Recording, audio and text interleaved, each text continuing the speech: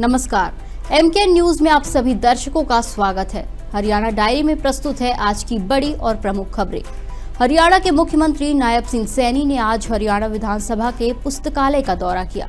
इस दौरान उन्होंने पुस्तकों के विशाल खजाने की एक झलक देखी और पुस्तकालय का निरीक्षण किया।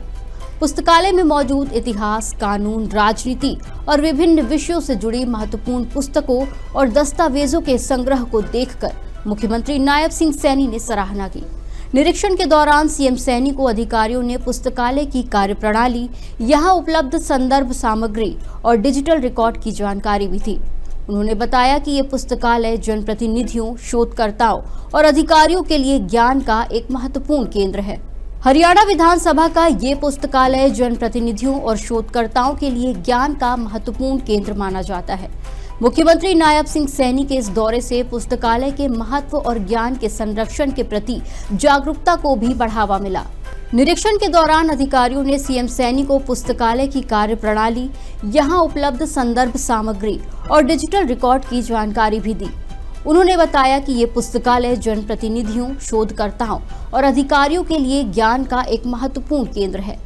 सीएम सैनी ने कहा कि पुस्तकालय केवल किताबों का संग्रह नहीं होता, बल्कि ये ज्ञान, विचार और लोकतांत्रिक परंपराओं को आगे बढ़ाने का माध्यम भी होता है। उन्होंने पुस्तकालय में उपलब्ध समृद्ध सामग्री को लोकतांत्रिक व्यवस्था के लिए महत्वपूर्ण बताया। हरियाणा के मुख्यमंत्री नायब सिंह सैनी आज पंजाब और हरियाणा उच्च न्यायालय में अधिवक्ता सम्मेलन में शामिल हुए, जहां मुख्यमंत्री नायब सिंह सैनी ने युवा वकीलों को समाज और राष्ट्र के प्रति अपनी जिम्मेदारी निभाने का संदेश दिया।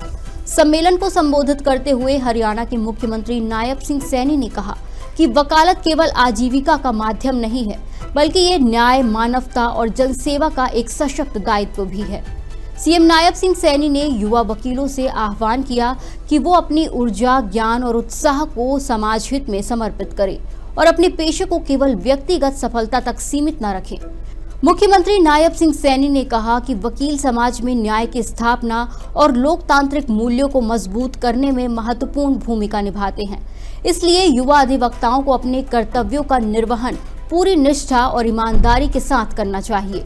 सीएम सैनी ने उम्मीद जताई कि युवा वकील अपने पेशे के माध्यम से न्याय और जनसेवा की भावना को आगे बढ़ाते हुए राष्ट्र निर्माण में महत्वपूर्ण योगदान देंगे।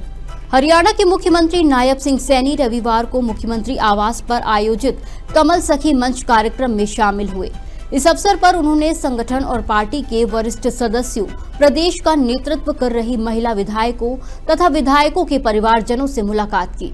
कार्यक्रम के दौरान सामाजिक विषयों, परिवार की भूमिका और समाज में महिलाओं की बढ़ती भागीदारी जैसे महत्वपूर्ण मुद्दों पर भी सार्थक चर्चा की गई।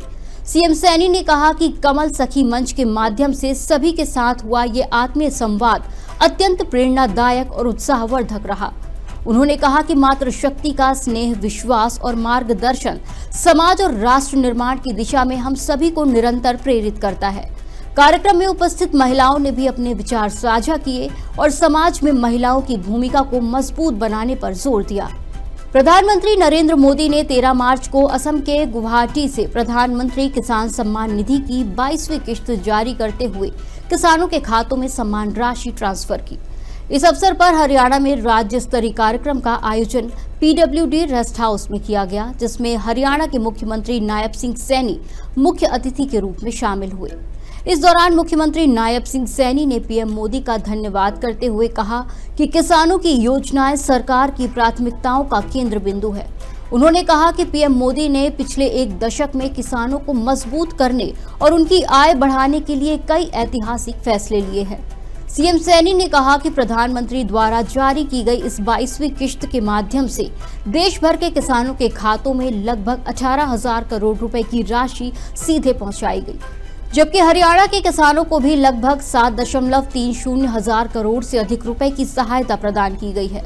मुख्यमंत्री नायब सिंह सैनी ने कहा कि केंद्र सरकार किसानों के कल्याण के लिए निरंतर कार्य कर रही है। मुझे खुशी है कि आज आदरणीय प्रधानमंत्री जी ने देश के किसानों के खाते में 22वीं किस्त प्रधानमंत्री किसान सम्मान निधि की पहुंचाने का काम आज किया। लगभग 18,500